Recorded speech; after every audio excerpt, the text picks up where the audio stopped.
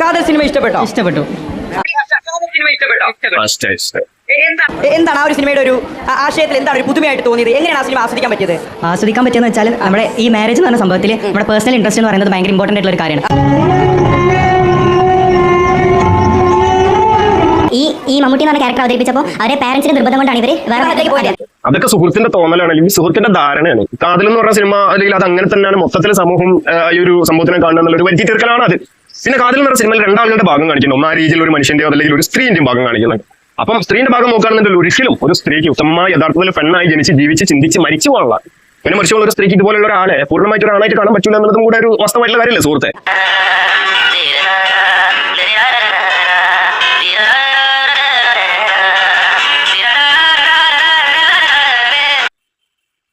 പിന്നെ അതാ ഇതുപോലെ അച്ഛനും അമ്മയും ആങ്ങളും പെങ്ങളും എല്ലാവരും മുത്തശ്ശനും മുത്തശ്ശി എല്ലാവരും കൂടി ചേർന്ന് കൂടിങ്ങാണ്ട് ഇതുപോലെ ഈ ഒരു ഗേ കപ്പിൾസിന്റെ കല്യാണമൊക്കെ നടത്തി കൊടുക്കുന്ന ഒരു കാലമാണ് ഇത്. അപ്പൊ അതിന്റെ ഇടയിൽ ഇങ്ങനെ ഒരു കമ്മ്യൂണിറ്റിനൊക്കെ പൊക്കി കൊണ്ടുവരുന്നത് ശരിയാണ് സുഹൃത്തെ? അപ്പം അത് നമ്മുടെ സമൂഹത്തിന് കൊടുക്കാൻ പറ്റുന്ന വലിയൊരു മെസ്സേജ് ആയിട്ടാണ് ഞാൻ കാണുന്നത്.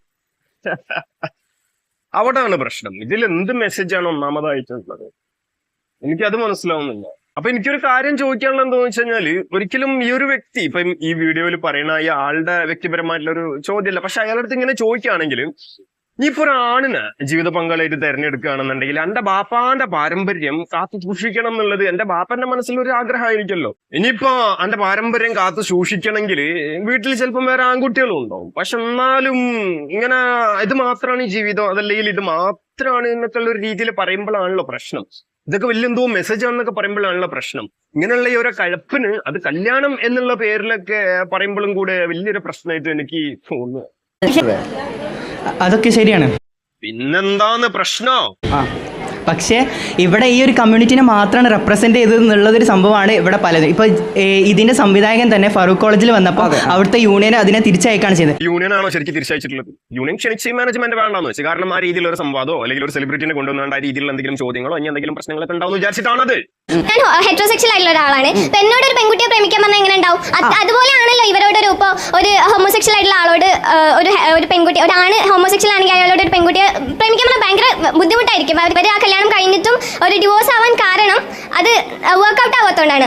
അപ്പൊ ഈ തട്ടായിട്ട് വന്നിട്ടുള്ള ഈ ഒരു തത്ത ഉള്ളതൊക്കെ ആയിട്ട് തൊള്ള നിറച്ച് പറഞ്ഞിട്ടുള്ള കുറച്ച് കാര്യങ്ങൾ അത് വേക്കോട്ട് ആവത്തിനെ കൊണ്ടാന്ന് പറഞ്ഞത്. അപ്പൊ ഓക്കെ, ഇത്താത്ത ഈ പറഞ്ഞത് എനിക്ക് എന്നോട് പറയാനുള്ള കാര്യം എന്ന് വെച്ച് കഴിഞ്ഞാൽ, അങ്ങനെ ആണെങ്കിലും ഇത്താത്തനെ കൊണ്ടാരോ നിർബന്ധിച്ച് തട്ടടിപ്പിച്ചതാണ്. സത്യത്തിൽ ഇത്താത്ത ഇങ്ങനെ നടക്കാൻ ആഗ്രഹിക്കുന്ന ഒരാളായിരിക്കില്ല. പക്ഷെ ആർക്കോ ഉള്ളൊരു നിർബന്ധം അല്ലെങ്കിൽ ആരൊക്കെ ബോധിപ്പിക്കാൻ ആർക്കൊക്കെ വേണ്ടിയിട്ടാണ് ഇത്താത്ത ഇങ്ങനെ മൂടിപ്പെട്ടി തട്ടക്കെട്ട് നടക്കണമെന്ന് എനിക്ക് തോന്നുന്നു. കാരണം ഈ ഇസ്ലാമിൽപ്പെട്ട മുസ്ലിങ്ങളിൽപ്പെട്ടിട്ടുള്ള ഒരുപാട് സ്ത്രീകളെ നിർബന്ധപൂർവ്വം അല്ലാതെ അവരുടെ സ്വയം ഇഷ്ടപ്രകാരം തട്ടുന്ന ആളുകളുണ്ട്. പക്ഷെ ഇത്താന്റെ ഈ ഒരു പ്രസ്താവനയും കാര്യങ്ങളും അല്ലെങ്കിൽ ഇങ്ങനെ സാധനങ്ങളൊക്കെ കേൾക്കുമ്പോൾ ഇത്താനെ കൊണ്ട് ആരോ നിർബന്ധിക്കുന്നുണ്ട്. ഫസ്റ്റ് ഓഫ് ഓൾ എനിക്ക് പറയാനുള്ളത്, നമ്മുടെ ഈ സുഹൃത്തും പറഞ്ഞത് യൂണിയൻ തിരിച്ചയച്ചു എന്നുള്ളതാണ് പറയാനുള്ളത്. യൂണിയൻ ആണ് അവരെ ക്ഷണിച്ചത്, പക്ഷേ അത് ക്യാൻസൽ ചെയ്തത് മാനേജ്മെന്റ് ആണ്. പിന്നെ കാതൽ ഈസ് സ്പീക്കിംഗ് അബൌട്ട് ഹോമോസെക്ഷാലിറ്റി. ബയോളജിയിൽ ഈ കാണുന്ന നമ്മളെല്ലാവരും ഇന്ന് ഇവിടെ ഈ ഭൂമിയിൽ നിൽക്കാൻ കാരണം നമ്മളെല്ലാവരും നമ്മളുടെ അമ്മയുടെ ഉള്ളിൽ നിന്ന് വന്നുകൊണ്ടാണല്ലോ. That's called reproduction. ഈ റീപ്രൊഡക്ഷൻ ഹോമോസെക്ഷാലിറ്റിന്റെ കേസിൽ നടക്കുമോ? ഇല്ല. ഹോമോ സാപ്പിയൻസ് എന്ന മനുഷ്യകുലം ഇവിടെ നിലനിൽക്കണമെങ്കിൽ ഹോമോസെക്ഷാലിറ്റി ഇവിടെ ഉണ്ടായാൽ ഇങ്ങനൊരു കുലം ഇവിടെ ഉണ്ടാവില്ല. ശരി, അപ്പോ കുട്ടികൾ വേണ്ട, ഞങ്ങൾക്ക് രണ്ട് വ്യക്തികൾ തമ്മിൽ സ്നേഹമാണ്, ഞങ്ങൾ ഒരുമിച്ച് ജീവിച്ചോളാം, ഞങ്ങൾക്ക് കുട്ടികൾ വേണ്ട, ഞങ്ങൾ ആണാണോ പെണ്ണാണോ നിങ്ങൾ നോക്കണ്ട, ഇത് ഞങ്ങളുടെ കാര്യം, അത്തരത്തിൽ തീരുമാനിച്ചാൽ അങ്ങനെ ഒരു മൈനർ കമ്മ്യൂണിറ്റി ആയി അതവരെ നിലനിർത്തുന്നോളം കാലം അത് നമ്മളുടെ എവല്യൂഷൻ നമ്മളത് ബാധിക്കൂല.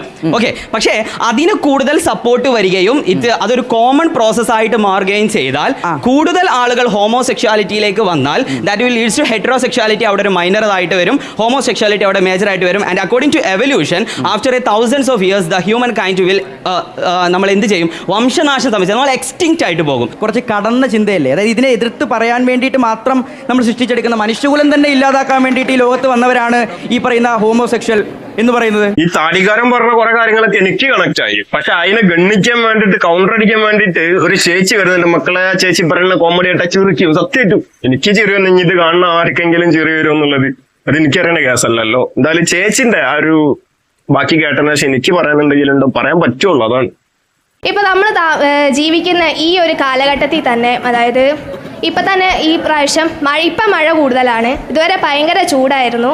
അതായത് എൻവയോൺമെന്റിൽ എക്സ്റ്റിങ്ഷൻ വന്നൂടെ? ഇനി 2030 2040 ആകുമ്പോൾ ചൂട് കൂടി മനുഷ്യർക്ക് ജീവിക്കാൻ പറ്റില്ലേ അവിടെ എക്സ്റ്റിങ്ഷൻ സംഭവിക്കൂലേ? പിന്നെ അതേപോലെ ഹെട്രോസെക്ഷലായ എന്തോരം പേര് മക്കൾ വേണ്ട വെക്കുന്നു, എത്ര ഹോമോസെക്ഷലായ മനുഷ്യന്മാര് മക്കളെ അഡോപ്റ്റ് ചെയ്യുന്നു. ഒരിക്കലും നമുക്ക് അക്സെപ്റ്റ് ചെയ്യുകയും ചെയ്യാം, അക്സെപ്റ്റ് ചെയ്യാണ്ടിരിക്കുകയും ചെയ്യാം, പക്ഷെ ഉപദ്രവിക്കരുത്. അതെ, അതേപോലെ എല്ലാവർക്കും അവരുടേതായ വ്യക്തി സ്വാതന്ത്ര്യം, അവരുടെ ജീവിതം, അവരുടെ സന്തോഷം അത് അനുവദിച്ചു കൊടുക്കുക. എനിക്ക് പറയാനുള്ള ചേച്ചി പറഞ്ഞത് കേട്ടല്ലോ, അതായത് ഒരു മനുഷ്യന്റെ മനസ്സിലുണ്ടായി വരുന്ന ചില കഴപ്പെന്നോ അല്ലെങ്കിൽ അതിനൊരു വികാരമെന്നോ വിചാരമെന്നോ അതല്ലെങ്കിൽ എന്തെങ്കിലും ഒരു തരത്തിലുള്ള ഒരു അവരെ സംബന്ധിച്ച് അതെന്താന്ന് തോന്നുന്നത് എനിക്കറിയില്ല. അപ്പൊ കുറച്ച് മനുഷ്യരുടെ മനസ്സിൽ തോന്നുന്ന ഒരു കാര്യത്തിന് പ്രകൃതിനായിട്ട് കൂട്ടിയെടുക്കുകയാണ് ചെയ്യുന്നത്. ഇന്നിപ്പോ ഇവിടെ നല്ല കാലാവസ്ഥ ഉണ്ട്, അല്ലെങ്കിൽ നല്ല മഴയുണ്ട്, നല്ല തണുപ്പുണ്ട്. അപ്പൊ അങ്ങനെ ഈ പ്രകൃതിയും അല്ലെങ്കിൽ മനുഷ്യന്റെ മനസ്സിലുണ്ടാവുന്ന തരത്തിൽ പറഞ്ഞ ഒരു കഴപ്പും കൂടി കൂട്ടിയായിട്ട് കുഴയ്ക്കാൻ പാടുണ്ടോ ചേച്ചി? അപ്പൊ ഈ അങ്ങനെ പ്രകൃതിയുടെ കാര്യം നോക്കുകയാണെങ്കിൽ അതിന് 2040 വരെ ഒന്നും പോകേണ്ട ആവശ്യമില്ല. ഓക്കെ, അതിന് വേണമെന്നുണ്ടെങ്കിൽ ഇത് അതിപ്പം തന്നെ ഈ ഇരുന്നിരിപ്പ് തന്നെ പാതാളത്തേക്ക് അങ്ങോട്ട് പോവും. കണ്ടില്ലേ വയനാട്ടിലൊക്കെ നടന്നിട്ടുള്ളത്? അതുപോലെ അല്ലല്ലോ ചേച്ചി, ഈ കുറച്ച് മനുഷ്യന്മാർ കൂടി ചേർന്ന് കണ്ടപ്പം ചേച്ചി തന്നെ പറയുന്നുണ്ട് നമുക്ക് കുട്ടികൾ വേണ്ട, അല്ലെങ്കിൽ ഇതൊക്കെ ഓരോരുത്തർ ഇഷ്ടമാണ്. അതെന്നാ പറയണത്? അതൊക്കെ മാനവരാശിനെ ഇല്ലാണ്ടാക്കുന്ന പരിപാടിയല്ലേന്ന്. എന്താണ് ചേച്ചി?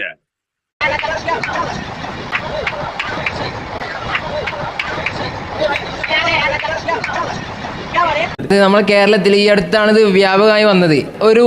ഇവരൊക്കെ ഇവിടെ ഉണ്ടായിരുന്നു, ഈ അക്സെപ്റ്റ് ചെയ്യാൻ തുടങ്ങിയത് അടുത്തിടയ്ക്കാണ്. അംഗീകരിക്കാൻ നമ്മുടെ ഇടയിൽ ഒരാളായിട്ടൊക്കെ കരുതാൻ തുടങ്ങിയ അടുത്തിടയ്ക്കാണ്. അതല്ലേ സംഭവം? അതെ. ഈ കുട്ടികളോട് കാമം തോന്നുന്ന ആൾക്കാരുണ്ടല്ലോ, അങ്ങനെ പീഡോഫൈൽസ്. അപ്പോ ഇനി കുറച്ച് കഴിഞ്ഞാല് അവര് പറയണേ ഞങ്ങൾക്കും ജീവിക്കണ്ടേന്ന് പറഞ്ഞാൽ അപ്പൊ കുട്ടികൾ ഇട്ട് കൊടുക്കാൻ പറ്റുമോ? അത് രണ്ടും ഒന്നാണോ? അത് രണ്ടും വളരെ അധികം വ്യത്യാസമുള്ള ഒരു കാര്യം. പീഡോഫിലിക് എന്ന് പറയുമ്പോൾ ഇല്ലീഗൽ ആയിട്ടുള്ള ഒരു കാര്യം തന്നെയാണ്.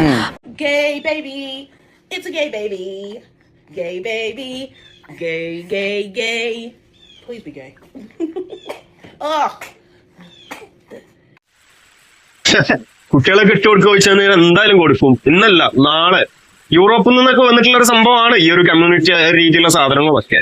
ഇന്നല്ലെങ്കിൽ നാളെ അതേപോലെ ഗേ ബേബി എന്നൊക്കെ പറഞ്ഞ പാട്ടാടുന്ന അമ്മമാരെ നാളെ കേരളത്തിൽ ചിലപ്പോൾ കാണാൻ പറ്റും. അവിടുന്ന് അങ്ങോട്ടേക്ക് ഈ മാനവരാശിന്റെ തലമുറ അല്ലെങ്കിൽ ആ പാരമ്പര്യം മനുഷ്യരാശിന്റെ തന്നെ ഇല്ലാണ്ടായിക്കൊണ്ടേ നിൽക്കും. നമ്മൾ ഈ ഒരു ജെൻഡർ നമുക്ക് ഇഷ്ടമുള്ള സെക്സ് തിരഞ്ഞെടുക്കുന്നത് അത് ഇല്ലീഗലാണ്. ചില കൺട്രീസ് ഇല്ലീഗലാണ്. ബട്ട് അതൊരു വ്യക്തിപരം അവരായിട്ട് സ്വാതന്ത്ര്യമാണ്. അവരുടെ ഒരു സ്വാതന്ത്ര്യം, അവർ ഏത് ജെൻഡർ തിരഞ്ഞെടുക്കണം, ഏത് സെക്സ് തിരഞ്ഞെടുക്കണം, അത് അവരുടെ സ്വാതന്ത്ര്യം. എങ്ങനെ ജീവിക്കണം, ആരെ സ്നേഹിക്കണം, അത് അവർക്കുള്ള ഫ്രീഡമാണ്. Now the husband in the picture, you finally see the results of no father being in the home at all. How this young boy is going to grow up to be gay. You know what? I mean this with all due disrespect. Sometimes y'all gotta shut the ജീവിക്കണം, ആരെ സ്നേഹിക്കണം, അത് അവർക്കുള്ള ഫ്രീഡമാണ്. അതങ്ങനെ വിളിപ്പിക്കില്ല. ഈ LGBT കമ്മ്യൂണിറ്റിപ്പെട്ട ആളുകൾ തന്നെ കുട്ടികളെ കൊണ്ട് വേഷം കെട്ടിപ്പിച്ച് ഡാഡി കൽപ്പിക്കുന്നതൊക്കെ നല്ല രീതിയിൽ കാണുന്നതാണ്. ഇനിയിപ്പോ ഈ ശിഖണ്ഡികളൊക്കെ ചെയ്ത് കൂട്ടുന്നത് ട്രെയിനിലാണെങ്കിലും അല്ലെങ്കിൽ ഒരു മനുഷ്യന്റെ താല്പര്യം അല്ലെങ്കിൽ ഒരാളുടെ ഇഷ്ടമൊക്കെ നോക്കിയിട്ട് വേണ്ട ഒരാളെടുത്ത് ഇങ്ങനെ നോക്കി കയപ്പ് കാണിക്കാൻ ഒരുമാതിരി ടച്ചിങ്ങും തോണ്ടലും അതൊക്കെ കാണുമ്പോൾ തന്നെ ഈ ചില മുഖം പിടിച്ച് നിലത്തോരുന്ന് തോന്നും. അത് വ്യക്തിപരമാണ്. അത് ഈ രീതിയിലുള്ള വെറുപ്പിക്കല് ഉപദ്രവം അവരിൽ നിന്നുണ്ടാവരുത്. അപ്പൊ ഇവരാരും ഉപദ്രവിക്കാൻ പോവില്ല.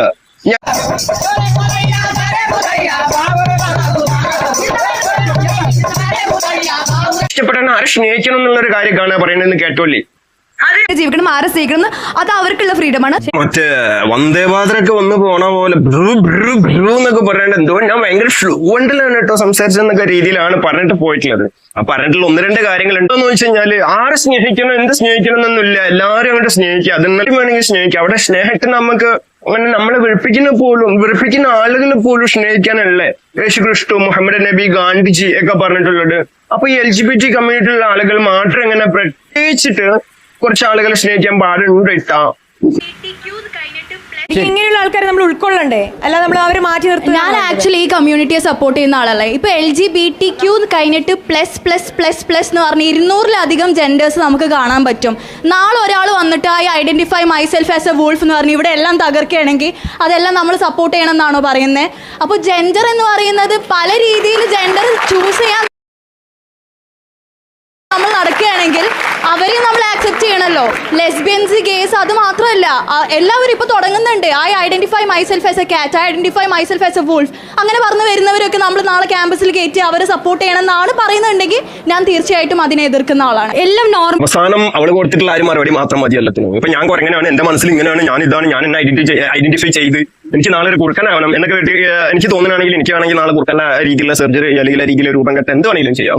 അപ്പൊ ഈ ഒരു രീതി തന്നെയാണ് ഇതൊക്കെ മനുഷ്യനെ സംബന്ധിച്ച്. ഇത് മാത്രമല്ല കേട്ടോ, ഇതല്ലാതെ തന്നെ എനിക്ക് പറയാനുള്ള ഒരു കാര്യം എന്താ വെച്ച് കഴിഞ്ഞാൽ, ഈ മാതൃത്വം, പിതൃത്വം, സാഹോദര്യത്വം ഒരു ബന്ധത്തിനും അല്ലെങ്കിൽ അതിനൊന്നും ഒരു വാല്യൂ കൊടുക്കാതെ, ഈ സൗഹൃദമാണെങ്കിലും ശരി, കുത്തുകളി, കയപ്പ്, ഇത് മാത്രമാണ് ജീവിതം എന്നും സന്തോഷം എന്നൊക്കെ പറഞ്ഞ് പഠിപ്പിച്ച് കണ്ട് സ്കൂളുകളിലേക്കും ക്യാമ്പസുകളിലൊക്കെ മഴവിൽ പതാകം പൊക്കിപ്പിടിച്ച് നടക്കുന്നത് എന്തിന്? ഇപ്പൊ കണ്ടിട്ടില്ലേ ഖത്തറിൽ വേൾഡ് കപ്പ് വന്ന സമയത്ത് ഇത് ഇവിടെ വേണം, ഖത്തർ പറഞ്ഞ് നിങ്ങളാനങ്ങൂല. ഓക്കെ, അപ്പൊ ഒളിമ്പിക്സ് വേൾഡിയിലൊക്കെ നടക്കുന്നത് ഇപ്പൊ കാണാൻ പറ്റും. പക്ഷേ മാതിരി കുത്തിക്കയപ്പാണ് കാണുന്നത് അവിടെ എല്ലാം.